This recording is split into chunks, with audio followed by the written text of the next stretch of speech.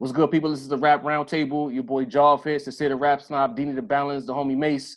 We just want to make sure y'all like, share, subscribe, comment, help us get our numbers up. We're trying to get 2,000 subs, 5,000. Y'all know how this go. If y'all think we're good and y'all love the content, some of y'all always say, yo, how come y'all don't have more views? It's because y'all don't sub. So make sure y'all do that and tap in with us. Peace. The Rap Roundtable. Yes, sir. The Rap Roundtable is back as promised. The homie DJ Premier dropped a new EP.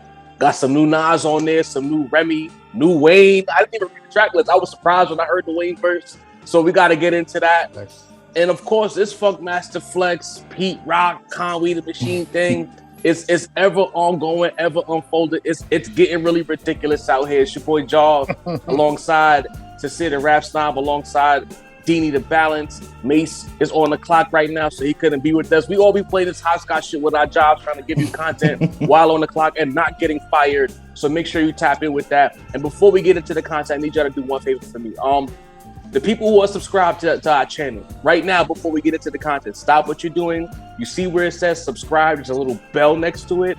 Hit that bell and pick the all option so that you get notified each and every time we drop. Because I know sometimes the algorithm works in a way where y'all don't get notified. Y'all just happen to see us on the timeline. So if y'all hit that all option, when we drop, y'all get notified immediately. So make sure y'all do that for us, and it'll make sure that y'all get everything on time every time. But Sincere the Rap Snob. Yes, sir. Premiere drops. Yes. You already know that certain quadrant of Twitter is already talking about it. I'm already seeing Hit Boy and Premiere comparisons. Should it be Primo instead of Hit? Yeah, bro. I retweet. When you get off of Hit, go see my retweet because somebody asked, bro, it's been 9 Hit or Primo. It hasn't even been 12 hours. Bam. Bro. So let's let it breathe. Just enjoy it, man. Enjoy it. Listen, I'm so happy to see Nas and Premier back together, working together. Again, Premier, he did some scratches on Wave Gods on the Magic project, but as far as hearing Nas on a Primo beat, it's been a clean like 15 years since that's happened. That joint they had, Classic with Kanye, Rakim, and KRS, the Nike joint in 07. So it's been a minute, right? So there's a lot of high expectations, especially when it's Nas and Primo. You know how people feel about this Nas and Primo thing. Like they're still begging for an album in 2022. And I gotta say, I really enjoyed this song. I don't think in 2022, any Nas and Primo collaboration is gonna live up to the hype and the quality and the classicness of like New York State of Mind or Nas's Like, or even Come Get Me. But it's a nice joint. I really like it. I appreciate the fact that because this project is in celebration of the 50th anniversary of hip hop, Primo, as he said on the record, on the track, decided to take it back to the break beats, right? And so this, if you're a beat maker, if you're a sample-based beat maker, right, you'll probably recognize this break beat. I use it all the time. Alchemist just used the drums from this break beat on the Johnny P's Caddy joint, right, with Benny and Cole, right? So it's a super classic breakbeat. I don't even feel like I'm sample snitching if I mention it. Dexter Wansel theme from The Planets. Again, all beat makers know what this breakbeat is. I think Nas flipped it dope. I think Nas got off, especially on that second verse. He spazzed. He really blacked on it. And again, it's just, it's a blessing to me. It's a blessing to have Nas and Primo on the track. And celebrating 50 years of hip hop, taking it back to the break beats. And yeah, man, I think it's fire. I think it's dope. I could definitely agree with what you're saying there, but I got some takes, people. I'm gonna let Dini cook, but I got some takes. Because I'm still where I was, unfortunately, from the last album. Oh boy. I heard the record. I'm like, it's cool.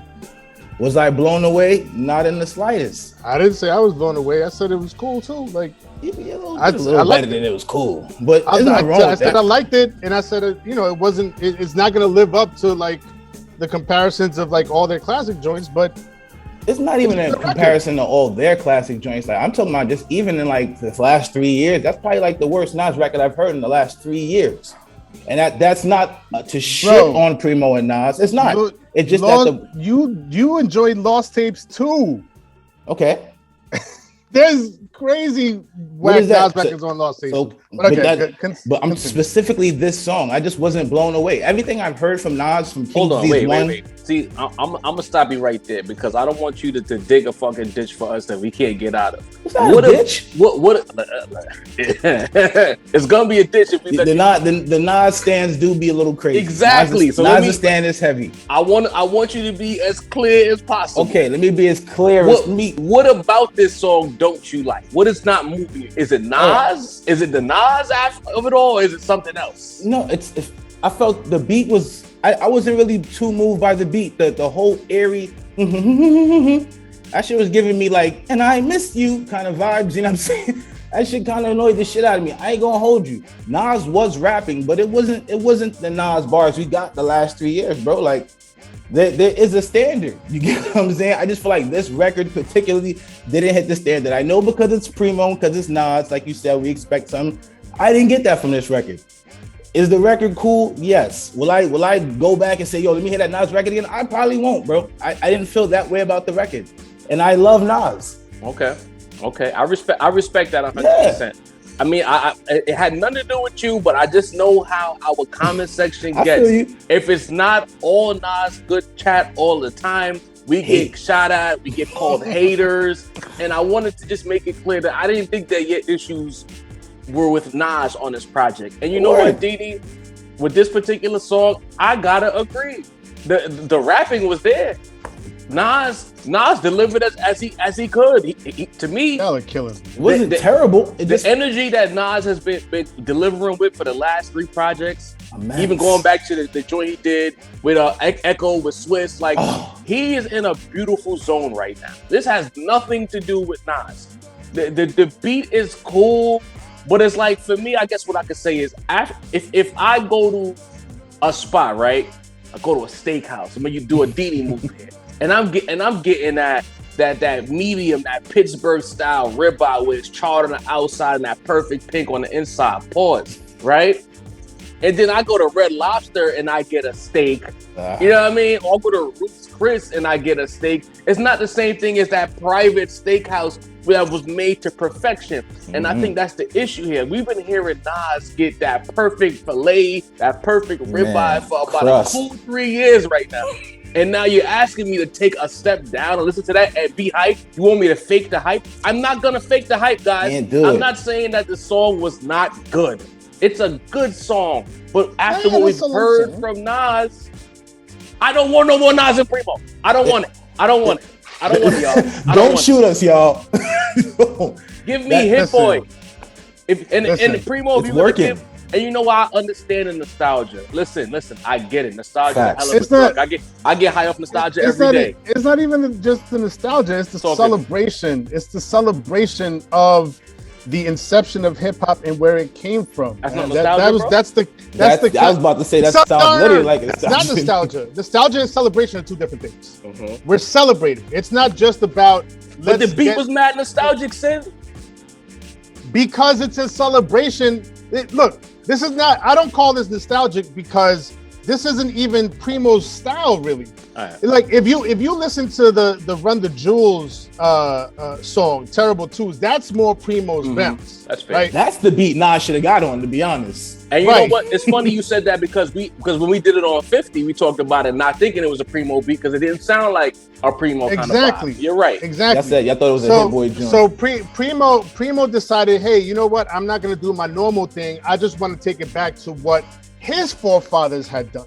You know what I mean? So I wouldn't even call it nostalgic because that's not what I came up on. That's what Primo's forefathers came up on. I didn't come up on that, so I can't call it nostalgic. It doesn't bring up nostalgic vibes for me coming up on hip hop in the early to mid 90s. But I understand the concept of it and I appreciate the concept of it, right? So again, the song itself is cool. I agree. Like it's nothing groundbreaking. Again, it's not going to compare to all the classic Nas and Primo collaborations. It also, Nas and Hit Boy have an incredible synergy going on right now. And so, you know, we've been accustomed to like that Nas and Hit Boy energy that they got together. And yeah, this is a departure from that, right? But I could still say it's a good song, and I appreciate where the concept of this song came from and what they was trying to do with it.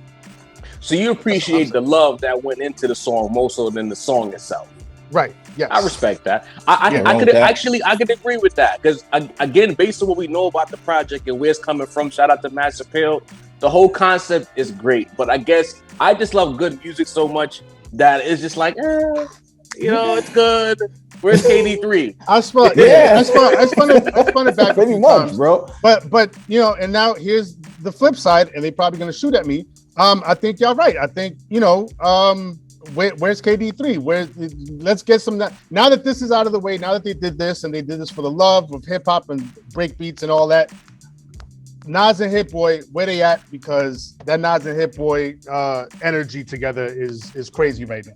Yes, right? Yes, indeed. Yes, indeed. See, it's not a hate session, guys. We can be critical. It'd be like if we don't like a song and they don't like the song, yeah, you're awesome. We love the Rap Roundtable. But if we don't like the song and they like the song, you're haters. Tomato. There you go. I'll be honest about Primo. Like Primo's touch is not quite what it used to be. His bounce, his swing, is not quite what it used to be. Like I'm listening to this project and I'm like, all right, these beats are cool, but like, you know what I mean? Primo, 98 Primo, like 94 to 98 Primo, even like late 90s into early 2000s Primo was a different type of monster. And like, you know, I'm listening to some of these joints. The Joey Badass joint was cool. You know, a little underwhelming. I appreciated their Joey Badass had a joint called Unorthodox from 2013, also produced by Primo. I like that joint better than this joint. I think those are their only two collabs. The Remy and Rap joint, that one took me a little off guard because I was like, oh, this sounds like a West Coast bounce. Like I feel like Primo almost made this beat for like somebody like WC, because I think that they had been working together, or maybe MC8. It sounded like a West Coast bounce. I was like, oh, this is weird for Remy and Rhapsody. Like that's crazy. But I like that joint. I appreciate it, especially just like that the ladies might shoot at me out there, like what, you know, the few ladies that watch us. But you know, the predominant energy of female rap right now, this was a breath of fresh air in counterbalance to that. And I'll leave it at that, right? Shout out to the real, like the true female spitters out there like Remy and Rhapsody, right? The Run the Jewels joint, I loved. I could do without LP's verse, but the beat was fire. Killer Mike killed it. My least favorite joint probably is the Slick Rick and Wayne joint. Just because, I don't know, there's something that felt off about that. And this is the one beat on the album that I was like, oh man, Primo, like he sounds a little rusty because like it sounds too fast. Like the way that he flipped or looped the sample sounds a little bit too fast. The drums don't really fit the sample. Slick Rick and Wayne keep sounding like they're trying to catch up to the beat because it's like it's a tad off. So yeah, all in all, it's a cool little project. The Nas joint and the Run the Jewels joint is probably my favorites. With Remy and Rhapsody like a close third. Jump in, dude. Yeah, that's how I feel about it. More Joey. I hear what someone's saying, but that Joey shit's probably my favorite track off the project, bro. It's probably the only record that didn't sound like completely out of place to me. It sounds like an old and new record at the same time, as opposed to just a lot of these records just sound like old records. I thought Nas's Beat Break sounded like an old record. I thought Terrible Twos was fire. Shout out to Run the Jewels, and I did like LP's verse. The joint with Slick Rick and Wayne, I thought it was decent up until Wayne talked on it. Then I just didn't want to hear it anymore. Wow. Yeah, I can't anymore, bro. Like the rambling, like I actually pulled the headphone out of my ear, bro. Like this shit. You became me. Like the memes? I couldn't take it, bro. I can't. That shit is. And I respect his fans. Sometimes you just love the artist more than you just love the music. That shit was so mid. And the Remy and Rap shit on the first spin, I didn't appreciate it. On the second spin, I really appreciated it. And as far as what you were saying, Sin, you didn't have to take note. They're not gonna shoot at you. Remy said everything we needed to say in her verse. Remy was talking her shit. She covered all the ground. Remy was talking her shit, but it's gonna be look. Let's be clear. It's gonna be different coming from Remy, who's female, as opposed to us. I think it should be taken even more serious coming from Remy. She's a spitter. She said it herself. There's only 5 real rap females. We know there's like 50 girls rapping in the league. They should take that as the shot, not what you're saying. But I dig it.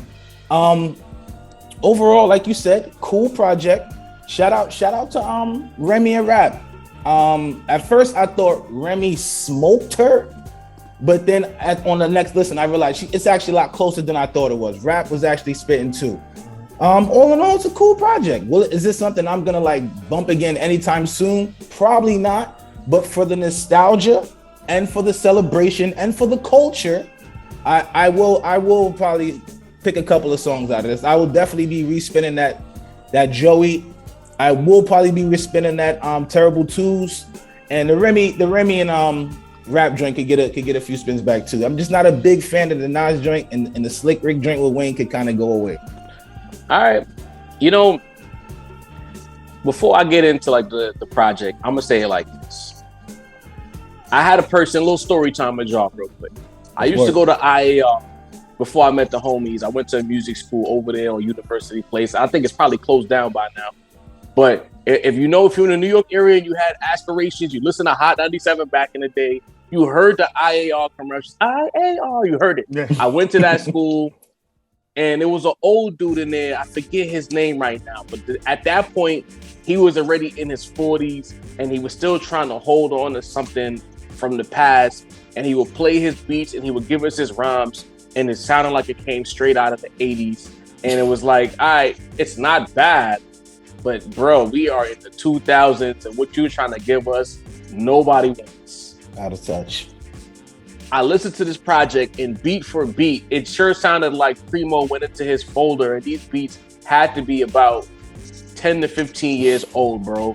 And again, because he's great, it won't sound bad, but I will say that these beats were past their expiration date. That is as honest as I could be with y'all about this project. I felt like he went into his folder and said, he had a whole idea in his mind. I got this, and we could do it like this, and it's gonna sound so crazy, and it does sound good.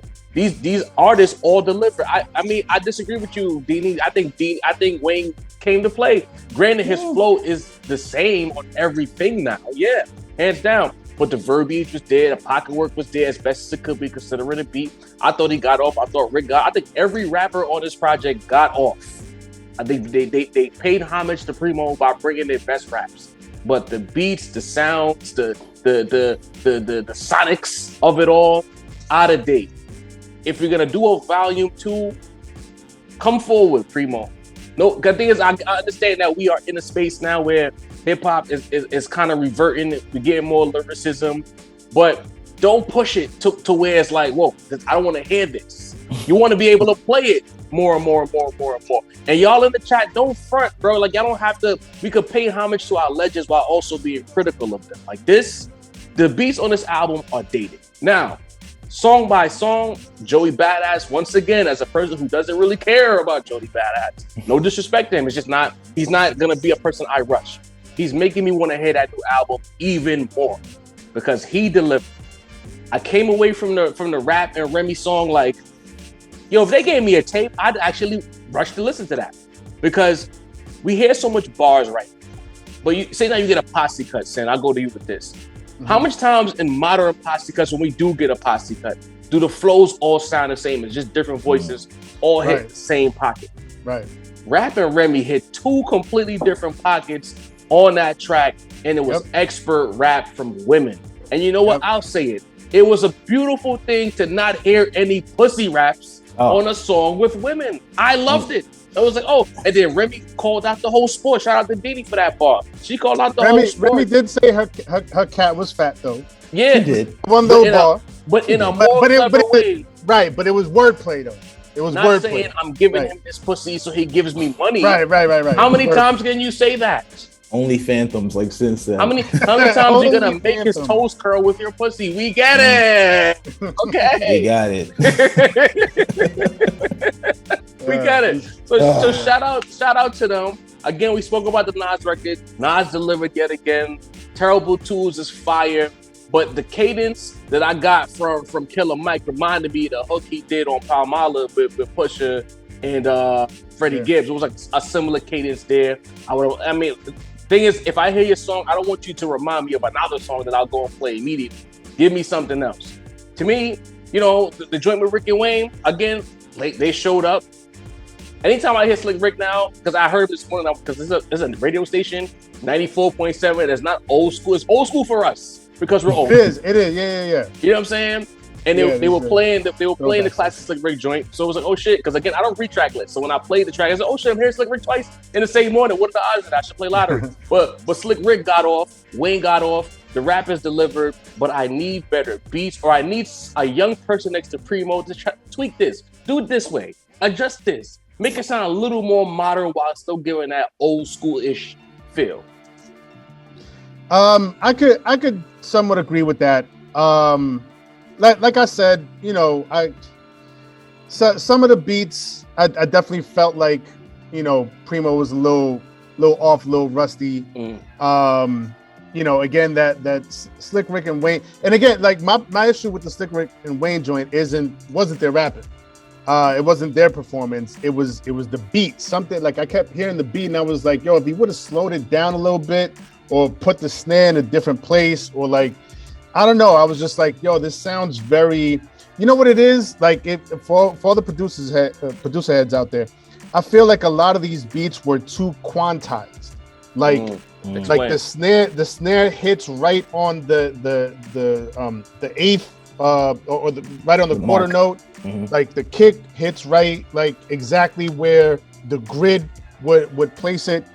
Even the chops felt like they were too quantized. Like if you would have put more swing. I remember back in the day when I used to hear a Primo beat.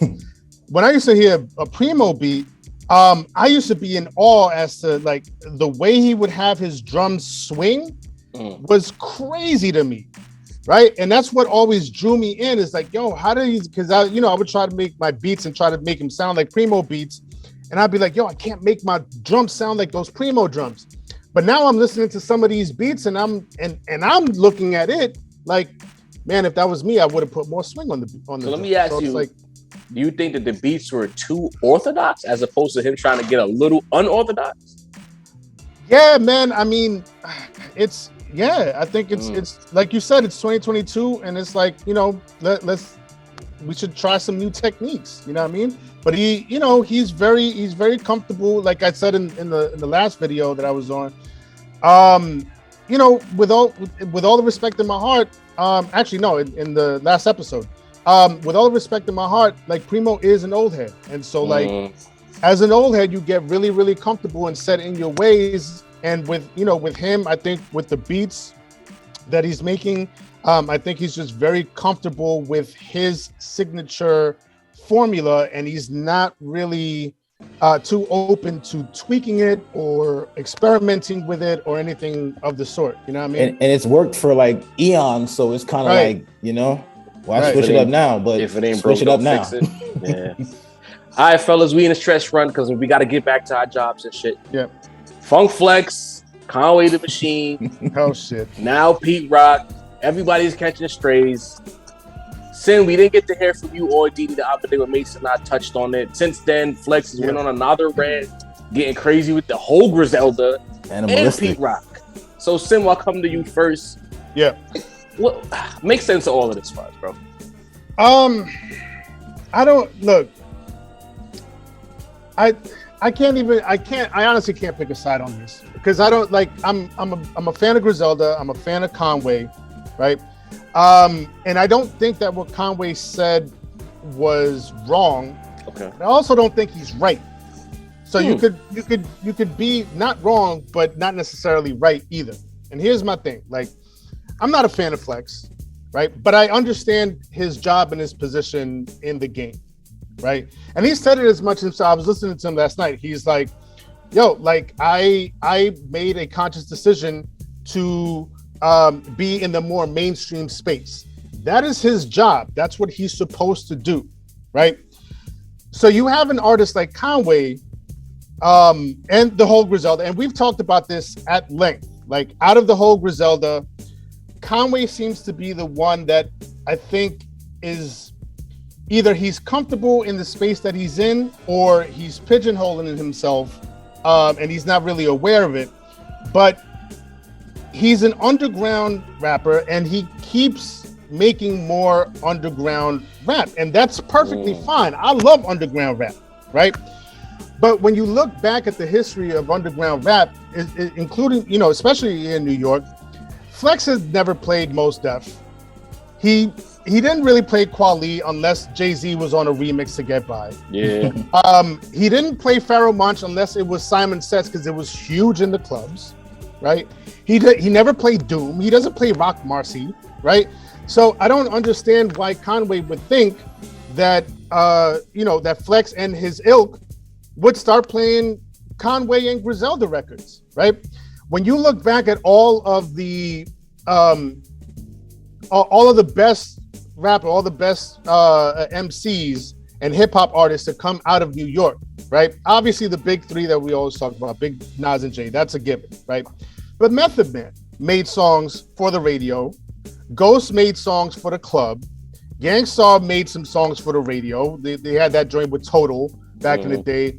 MOP had Annie up crazy in the club. DMX, the grimiest motherfucker on earth, DMX, made songs for the radio or the club. Did too. Right, the Locks did too. Everybody did that, right? They made a conscious effort to say, I'm gonna put this type of energy on this song so it could ring off either in the radio or the club or both, right? A lot of times it means making a girl record about relationships or like breakups or whatever. You know what I mean? Method Man had that song Breakups to Makeup. Long story short, Conway, Griselda as a whole, but especially Conway, none of his music, none of his songs have anything remotely close to that type of energy, either for radio or club, right? And that seems like a conscious decision to me. So I don't understand why he would have a gripe that his music is not being picked up by radio or by the primetime DJs, if you're making a conscious decision to not have any type of that energy in your music, right? I love Griselda. That last West Side project, I'm still spinning it. The Conway joint with Big Ghost, right? I went back and spun that, right? But it is what it is. You know what I mean? But what about the slander? I guess I'll pass this to Dini. Everything Sin is saying is 100% accurate. There's nothing you could argue there. The Griselda, specifically Conway, has a pocket. Benny is trying to get to the radio more so. Conway's comfortable where he's at. But what about Flex talking how he's talking to Griselda, Dini? Like, he's getting crazy, bro. I mean, I think Flex is in a place in his life where he's like, these niggas can't reach me the same way. Like, you know what I'm saying? We're not in the same rooms per se. Okay. So there is that wall of when is my chance of bumping into these guys? Like, when am I going to see these guys? So I don't think he has the fear in him like that. And plus, this is really not Flex's first rodeo dealing with, people kind of coming after him. Right. But my whole thing about the whole thing is just, it kind of sucks because, you had respect for these guys. You got respect for the Flexes, for the Pete Rock. So to see two, and as much as you feel a way about Flex is a legend. Like, we're not gonna like terminate actual shit because we don't like people. Like, I don't care for Flex, but Flex is legendary. And to see him kind of going back and forth, kind of like a little girl a little bit. You know what I'm saying? Because you ever talk to your girl, you be like, hey, damn, you ain't washing dishes or something like that. And then instead of just going, you right, I ain't washing dishes, she just starts hurling a bunch of shit at you that you Why don't you wash your dishes? Yo, like, I remember that one time. Take out the trash. That's what I felt like during the rant. I'm like, you're not really addressing too much of the shit that these people are saying. Granted, Mace said it. Conway's kind of weird for asking that, because when he said bring some young energy, some young DJs, like you're not young. You know what I'm saying? That was my ball. Oh, that was your ball. My fault. I thought Mace said that. When like the let's say we get some 24, 5-year-old DJs up there, they're probably still not gonna play that shit anyway. They're playing drill records. There you go. You know what I'm saying? They're just not into that realm. I think Conway did take his chance to try to do those things. He had the shit. What's the shit with Luda and JID? Yeah, that went crazy. I think it was Stir Crazy or Stir some shit like that. He got a joint that he played. When y'all watch the video that I threw in the chat, there's a joint that he's playing in the background that sound like he trying to change the sound a little bit. Got something with Jill Scott. Like he is trying to get in that lane. It's just, I guess he's saying why can't Flex help push that lane? So I get that sense, but if I could chime in once again, because y'all have heard me say this several times. I want Conway to find a new chamber. I've been saying this for a minute. Like, he's so skilled. He's so talented, fucking nice. You know what I mean? But he's just got that one chamber right now, right? He needs to dig into another chamber. He needs to find another chamber. Like, if he could make like a DMX, how's it going down? You know what I mean? That, bro, it's a chick record, but it was so like relatable. Like it was like a chick record, but like for hood dudes. You know what I mean? If he could do something like that, where he's like talking about relationships or women, or all I need, marrying, all I need is meth, something to that effect. But you know, like, and actually, the whole Griselda, I've never heard like even Wu-Tang had Camé, Wu-Tang had Ice Cream, Wu-Tang. Like, I have not heard one chick record out of the entire Griselda. Well, it goes back to that on the 50 piece though. It goes back to what I was saying. I think I said it in the comments, or I said it to somebody on Twitter. Before, artists had a little more wiggle room with what they could do. Like in the 90s, we talk about it all the time. Like, Wu-Tang could make a girl record because their fans were so in tune with them as artists that they were willing to take that ride with them. Now, if a Griselda decides that we want to do an updated 2022 Ice Cream, it don't got to be that, but I'm just using that as an example.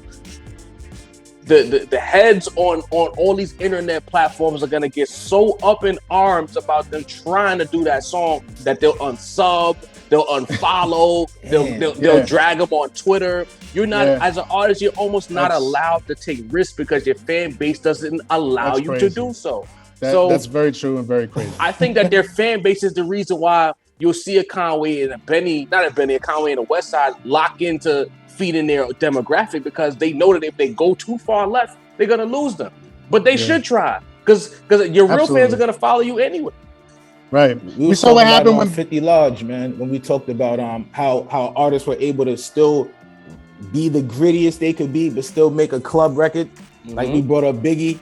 How the fact he was able to just moonwalk from side to side. That's what these guys need to do. DMX couldn't come out now and make How's It Going Down or What These Bitches Want From a Nigga. They will be up in arms. Like, no way, you sold out. Yeah. Right. Yeah, I think if it's fire, people might look the other way, though. If it's too entrenched.